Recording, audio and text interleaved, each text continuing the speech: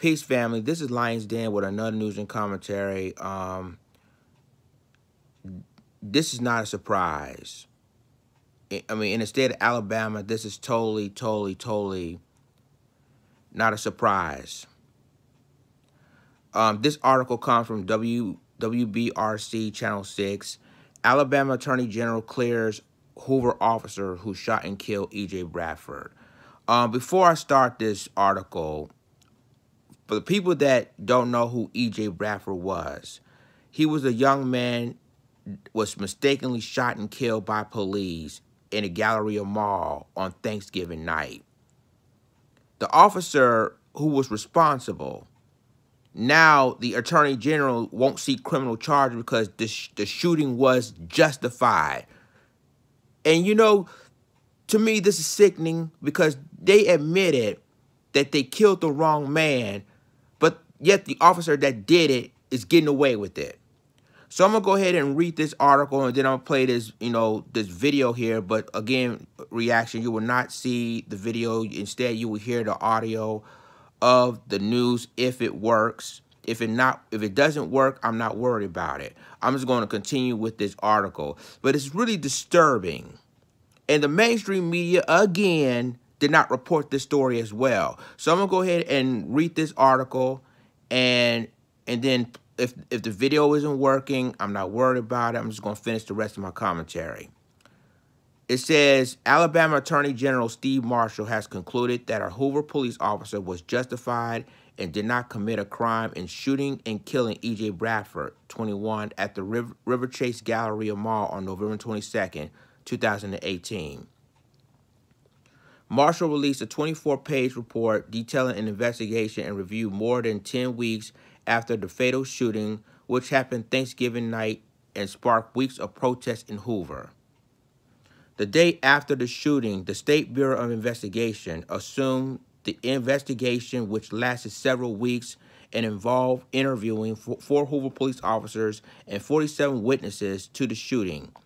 Investigators also reviewed all of the Hoover police reports and photographs surrounding the incident and surveillance video from inside the mall. The report lays out what investigators believe happened during the chaotic moments inside the mall that left 2 people injured and 1 dead. At approximately 9:51 p.m., Aaron Brown shot Brian Williams twice. Seconds later, in response to the initial gunshots, the unnamed officer shot and killed Bradford when he saw him running with a gun in his hand. Among the findings, a mere 5-second pass between the initial shots fired and the fatal shots that killed Bradford.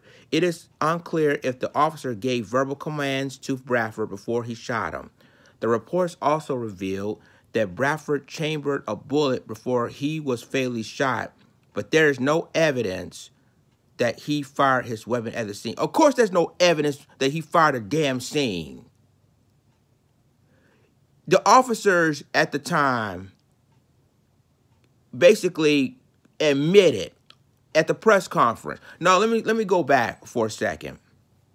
What initially starting the entire situation was they said EJ that EJ was the shooter. EJ Bradford was the shooter. Okay? That was the initial report. Then when they messed up, when they admitted that E.J. Bradford wasn't the shooting, he was an innocent bystander, he pulled out his gun to protect other people.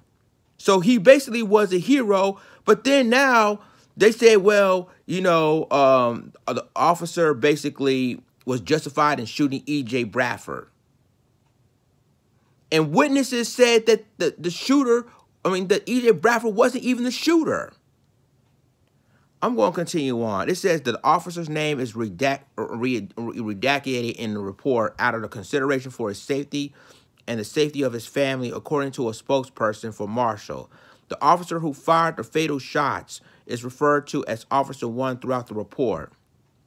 After an investigation and review, the AG has determined that Officer 1 did not commit a crime under Alabama law, and thus the Alabama rules of professional conduct preclude presentation to a grand jury, report says. Wow. Officer 1 and his partner, Officer 2, were on duty in the Galleria when they heard gunshots. Approximately, get this, guys, approximately 75 feet away. Both immediately moved towards the gunshots. Within seconds, they encountered E.J. Bradford. So, 75 feet away, you heard gunshots. But then you encounter E.J. Bradford. You saw E.J. Bradford with a gun. However, E.J. Bradford wasn't the shooter. So instead, Officer 1 shot and killed E.J. Bradford thinking he was the shooter. Then you call on a press conference. Basically, you call on a press conference twice. The first one, you say E.J. Bradford was the shooter. And then you recanted that story and said that he wasn't the shooter, that we was looking for someone else. So ladies and gentlemen, we already know what this is about. They protected this police officer since day one. And then basically they knew that E.J. Bradford wasn't the shooter. They want to cover it up, but they couldn't because they got evidence. The surveillance video proves that E.J. Bradford wasn't the shooter at all. So they had to admit it to the press that oh, well, we apologize that it was a mistaken. E.J. Bradford wasn't the shooter. But the thing is, they knew that, and they still shot and killed him anyway. Let me move forward with this article. It says, both immediately moved towards the gunshots. Within seconds, they encountered E.J. Bradford, who held a firearm in a ready position, then charged forward. The report states that several people were in Bradford's path. Immediately before him, Brian Wilson lay on the ground, bleeding from his gunshot wounds. Beyond them, Brown, the suspect initial shooter, and his companions were running from JCPenney's while an innocent bystander scrambled for cover.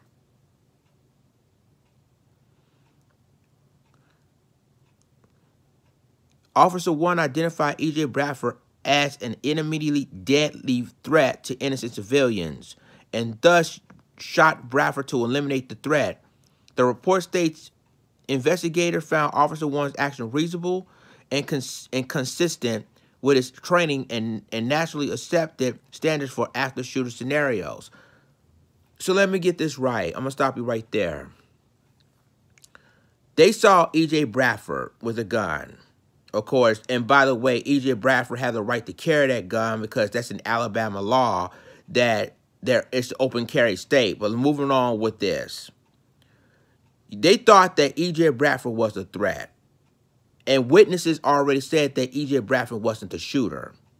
But yet, Officer 1 wanted to kill E.J. Bradford to eliminate some sort of threat. Obviously, everybody thought that E.J. Bradford was indeed the shooter. But yet they recanted their story, saying that he wasn't the shooter, which he really wasn't. He was an innocent bystander trying to protect people from getting shot from other shooters. And this is getting ridiculous, guys. So I'm going to read again. He said, Officer 1 gave a statement within a few minutes of the shooting and a more detailed written statement on November 29th. It seems to me, ladies and gentlemen, they're protecting this officer. They knew that this officer will be scot-free because guess what? They shoot a black man thinking he was a threat. Well, realistically, he wasn't. He wasn't even the shooter. But yet, he's a black man with a gun, so we got to eliminate the threat. Case closed. And I'm reading, this is what the officer says, and this is why I said this is really, really, really, really, really disturbing. And this is why I said that,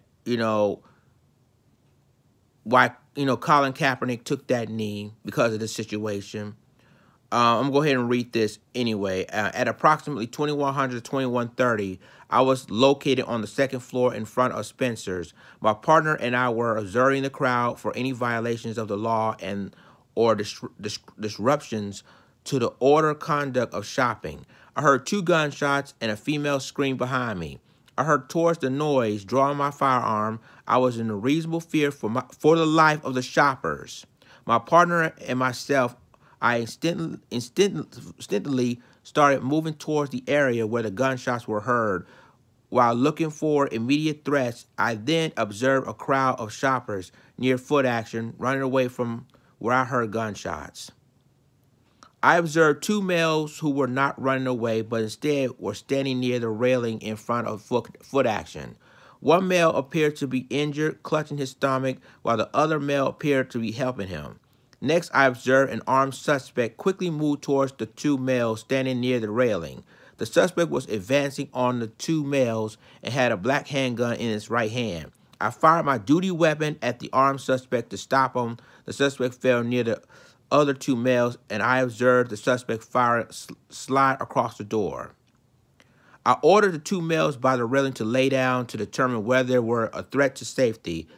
I asked the uninjured male if he was armed, whether he was injured, and if the suspect was the only shooter. I understood an affirmative response to my last question. No additional weapons were found, and ultimately, I did not observe any further threats to the safety of others. Officer Owen was answered questions by investigators that revealed he believed Bradford was going to murder Brian Wilson and AC.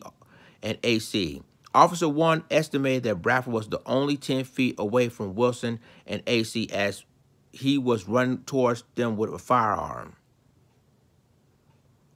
I believe Bradford was holding his gun in a manner that allowed Bradford to shoot. The officer said he was unable to prove verbal commands before firing. Wait a minute. The officer said he was unable to provide verbal commands. Then why the hell he shoot him for? If he basically knew that he wasn't the shooter and you did not give this guy verbal commands, why did you shoot E.J. Bradford? Due to the quickness of the events and the immediate threat Bradford posed, the mall surveillance video of the incident did not provide sound. Two witnesses told investigators they heard someone give commands, so investigators concluded it is unclear whether Officer 1 gave verbal commands before he shot Bradford. Regardless of which recollection is correct, the reasonableness of Officer 1's assessment does not change. The report states that E.J. Bradford sprinted out of a bladed shooting stance with weapon in hand towards innocent unarmed persons, towards innocent unarmed person, reasonably allow Officer 1 to deem Bradford an actor, suspect that posed an immediate threat that required immediate action. Officer 1 also told investigators he was wearing a body camera that was in standby mode and he did not activate the camera. That's another no-no. And I'm going to go ahead and finish this. That he did not activate the camera before he engaged and shot Bradford because there was no time. Okay, so now he has body camera. And he claims he did not activate the body camera because he shot Bradford and there was no time. But yet, basically, you really don't know if Bradford was the shooter. You quickly assume that Bradford was the shooter. So all this time, ladies and gentlemen, that the officer thought that Bradford was the shooter, and it turns out he wasn't. And then they want to cover his tracks and say, well, the thing is that you saw a black man. He was a threat. He had a gun in his hand. Bang, bang, bang, bang, bang. He's dead. And then there's no evidence that Bradford even shoot anybody, not one time. But yeah, he saw a gun, thinking he's a threat. And guess what? E.J. Bradford was an open. He was a gun owner. He has a gun license. Alabama is an open carry state. But hey, but not for black people. He not. Let me continue on. No other officer body camera video depicted the actual shooting of Bradford. Of course not. The autopsy determined that Bradford was shot 3 times, 1 head, back, right, 2 neck, middle, and 3 back, just above the right buttocks. Bradford died from an injury to the brain caused by the bullet that struck him in the back of the head. Officer 1 completed alert training after shooter In March of 2016, the report cites evidence that demonstrates he followed that training on the night of November 22nd, 2018. He determined Bradford was a potential active suspect and not innocent civilian or responder. By noticing a few key things, Bradford was not wearing law enforcement clothing or ID. Bradford's ready stance with weapon in hand make him a potential combatant, and Bradford's demeanor, sprinting towards the initial shooting site and victim while everyone else ran away, made him an immediate threat. What they didn't tell you that he was a military man. They didn't tell you that. They didn't tell you he was used to be a U.S. Army. But yeah, he was a threat. Okay. I'm going to continue on. The Attorney General concluded that Officer 1's actions were reasonable and not criminal, and the state in the report that the FBI has found no evidence to initiate a case of civil rights violations. Bradford's family has said that he was licensed to carry, like I said, the firearm and was a good guy with a gun. They believe he was running towards the danger as a good Samaritan and was wrongly killed by the officer who misjudged Bradford in a fatal moment. The fact that Officer 1 mistakenly believed Bradford fired the initial 2 shots that injured Brian Wilson does not render his actions unreasonably. The report states Officer 1's primary duty was to eliminate any threat to innocent civilians and first responders. While it is now known that Bradford did not shoot Wilson, Bradford still posed an immediate deadly threat to innocent civilians and first responders inside the Galleria. So, ladies and gentlemen, we already know what this is. We already know that the Attorney General, the Alabama Attorney General, would not seek an indictment against this officer that killed E.J. Bradford, because they claim that he was a threat holding a gun, even though E.J. Bradford has a license to carry that gun, and Alabama is an open carry state, but not to black people, of course. And I'm gonna go ahead and play this, but I'm gonna see, like I said before, I'm gonna play this video. But like I told you, reaction will not allow you reaction will not allow you to play this video, but you will hear the audio instead. And then if that's not working, then I'm not worried about it. I'm gonna go ahead and finish my commentary. And because this right here is miscarriage of justice for the families of E.J. Bradford. So I'm going to go ahead and play this news clip, and then you're going to hear the audio of this news clip, and then I'll finish the rest of my commentary. I take you inside the video. There's 2 views we're going to look at. This first camera is from inside the foot action, looking out, just to give you an orientation. The group is here. Shots will be fired here. Brian Wilson will be shot in the stomach right over in this direction. You'll see E.J. Bradford in a moment run backwards first as people begin to scatter. Then, with a gun in his right hand, begin to move forward. The Hoover police officers will come from back here and fire the shots that killed him. You'll see him drop to the ground about here. Just to give you an orientation of what to be looking for as this video begins to play. So let me move it forward here slowly. The shots are fired. People begin to scatter. Right there is E.J. Bradford, okay? His friend who's been shot is over in this direction. He is walking backwards, but as he is walking backwards, you'll notice now he stops here and begins to move forward. People are running out of the way. Here's the 2 Hoover police officers coming from a few feet away, running this direction. And what they see, they tell us, is Bradford, who changes direction now. And right there is what they say is a handgun in his hand. You'll see it clatter to the floor later. He begins running towards where his friend has been shot and someone is standing over him. Of course, they don't know the association between the two.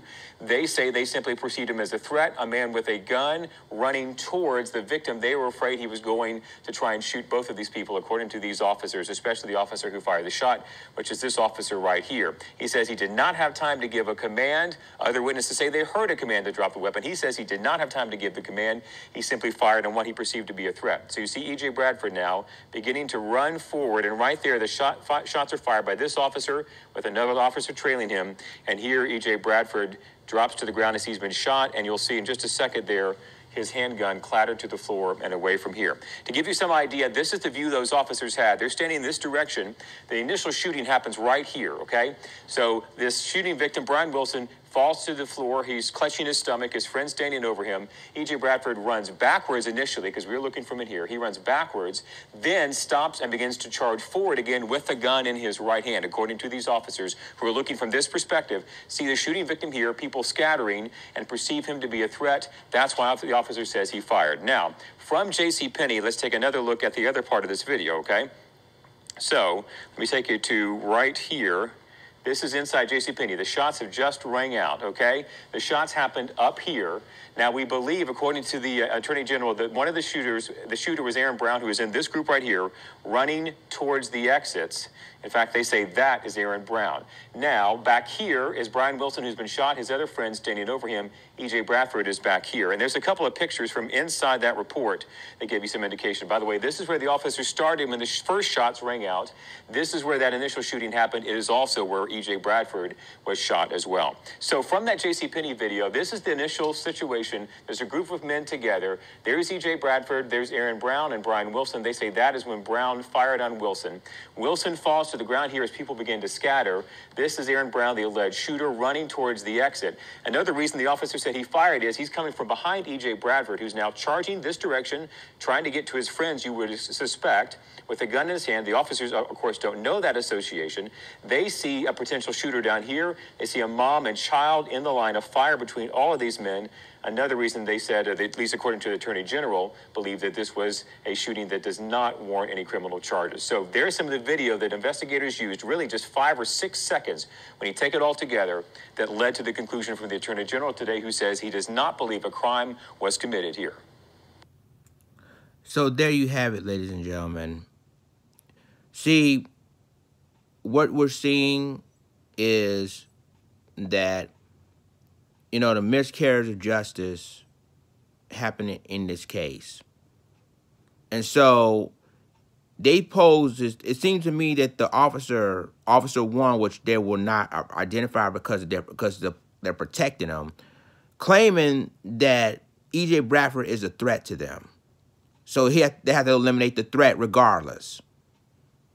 And remember, ladies and gentlemen, like I told you earlier, that they had 2 additional press conferences. One, they said that E.J. Bradford was the suspect, and basically we eliminate the suspect. And then they admitted that E.J. Bradford wasn't even the shooter.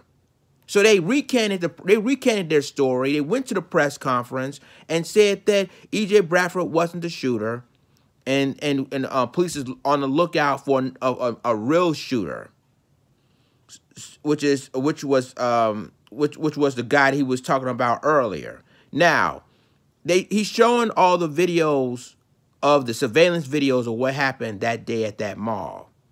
So the officers basically saw E.J. Bradford. I mean, they were coming towards E.J. Bradford. E.J. Bradford was, I guess, was really in front of the officers, but in the back side, not going towards the officer, but in the back of the officer. So, ladies and gentlemen, at the end of the day, I already knew this is not a surprise that the Alabama Attorney General is now letting this officer go for killing E.J. Bradford. You know, he had a gun that night, but at the same time, he was an open carry. He has a license to carry that gun, and he did it trying to help people. And now the family of E.J. Bradford won't seek justice in this case. Wow. Leave a comment. Tell me what you think about this. Share this video. Subscribe my YouTube channel. Subscribe my reaction channel. And subscribe my Black Junction channel for all the news and commentary. With that being said, this is Lions Den signing off. Deuces.